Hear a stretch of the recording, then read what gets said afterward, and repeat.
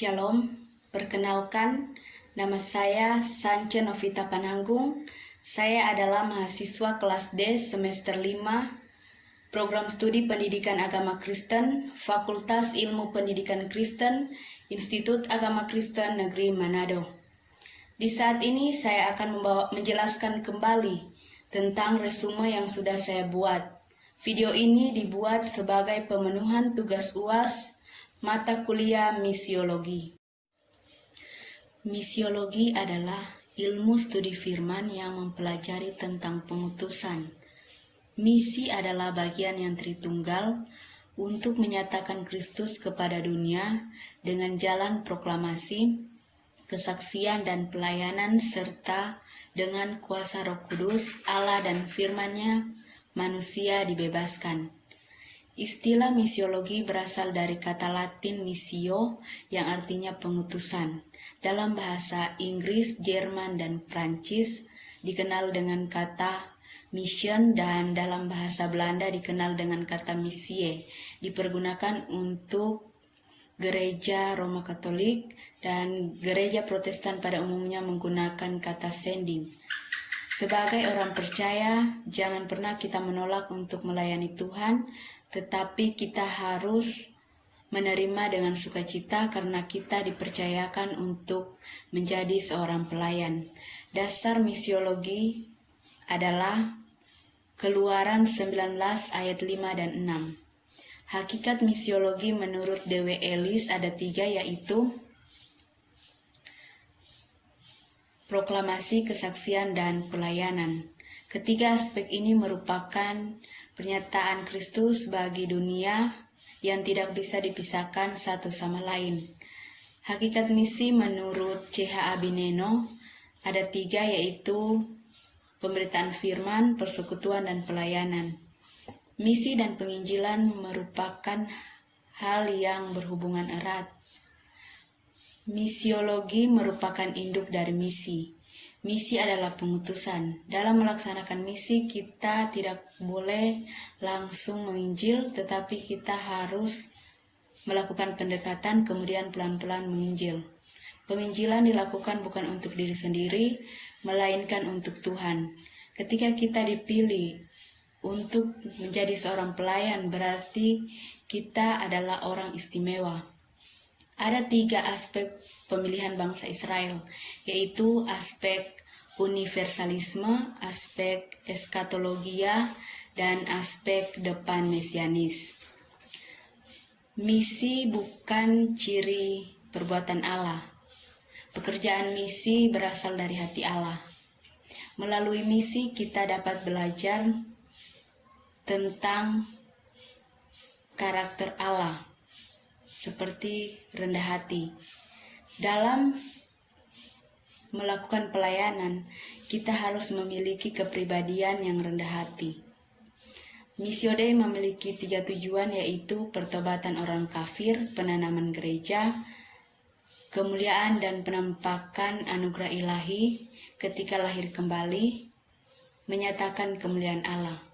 Missio Christi merupakan puncak dari Missio Dei. Dalam Missio Christi, Kristus mengutus murid-muridnya dan Kristus diutus oleh Allah. Missio Holy Spirit adalah Roh Kudus merupakan penggerak atau pendorong misi Allah. Misi ini didasarkan dalam Perjanjian Baru, yaitu Kisah Para Rasul 1 ayat 8. Ketika kita melakukan pelayanan, kita tidak boleh memaksakan kehendak kita, tetapi biarkan Roh Kudus sendiri masuk dalam diri kita. Misi dalam Perjanjian Baru tidak lepas dari misi kerajaan Allah. Allah mengutus banyak orang untuk melakukan misinya. Pengutusan ini dapat dilihat dalam Matius 10 ayat 5 sampai 8. Misi dalam kitab Markus pokok utamanya berbicara tentang siapa Yesus, Tuhan yang kita percayai dan kita akui sungguh-sungguh hidup dan berkarya di tengah-tengah manusia. Misi dalam kitab Matius dapat kita lihat dalam Matius 28 ayat 18 sampai 20 yang menjadi dasar bagi umat Kristen dalam melakukan misi. Dalam ayat ini ada 3 misi yang harus dilakukan, yaitu menjadikan semua bangsa murid Yesus, membaptis orang-orang yang menerima Yesus dalam nama Bapa, Anak, dan Roh Kudus. Yang ketiga, mengajar mereka segala sesuatu yang telah diajarkan Yesus Kristus. Misi dalam kitab Lukas. Misi dalam kitab Lukas dapat kita lihat dalam Lukas 4 ayat 42 sampai 44. Dalam ayat ini diceritakan bahwa Yesus tidak hanya memberitakan Injil di suatu kota, tetapi di beberapa kota, karena untuk itulah ia diutus.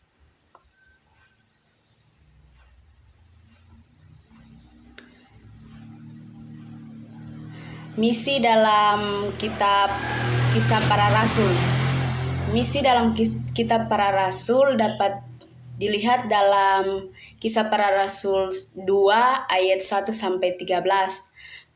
Misi dalam Kisah Para Rasul ini tidak lepas dari Roh Kudus.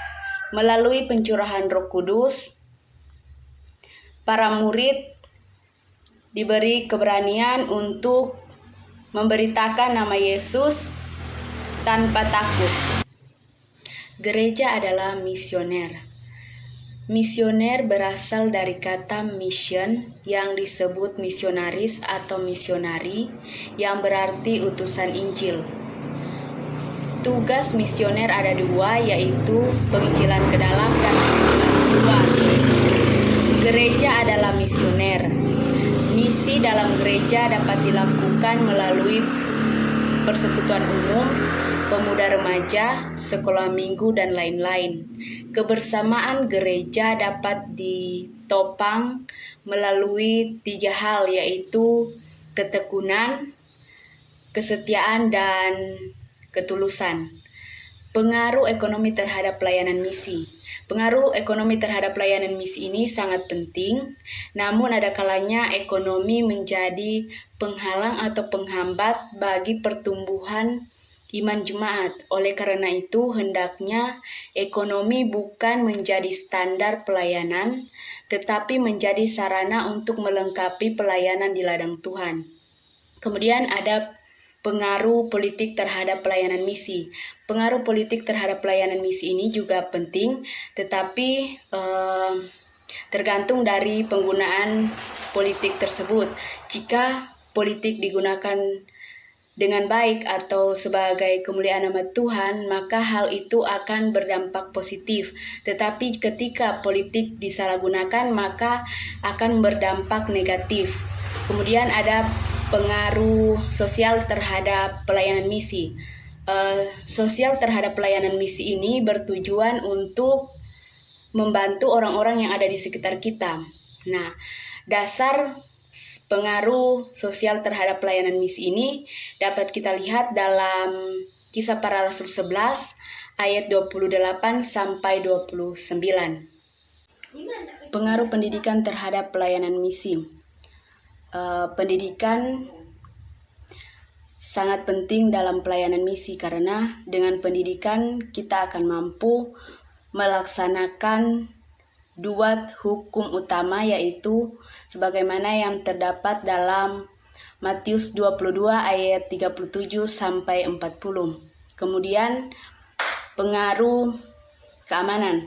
Keamanan adalah keadaan yang bebas dari bahaya. Dalam pelayanan tentunya kita tidak lepas dari yang namanya tantangan dan kesulitan yang seringkali mengancam keadaan kita sehingga membuat kita menjadi putus asa.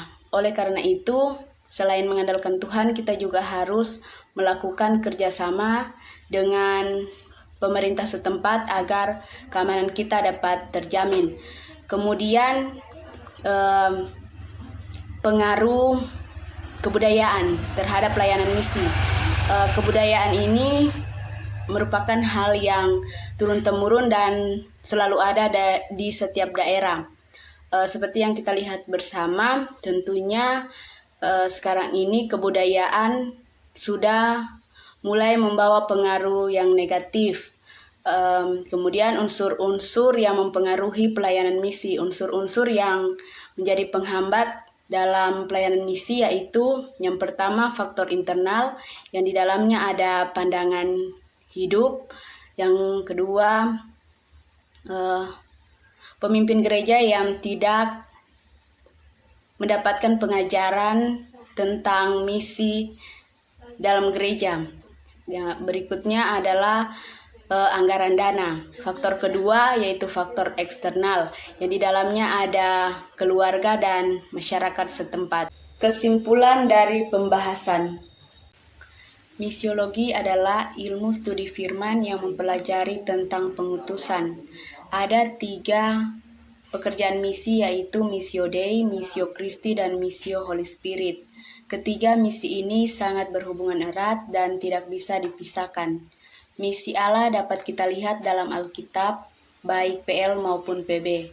Misi dalam PB dapat kita lihat dalam kitab Markus, Matius, Lukas, dan Kisah Para Rasul.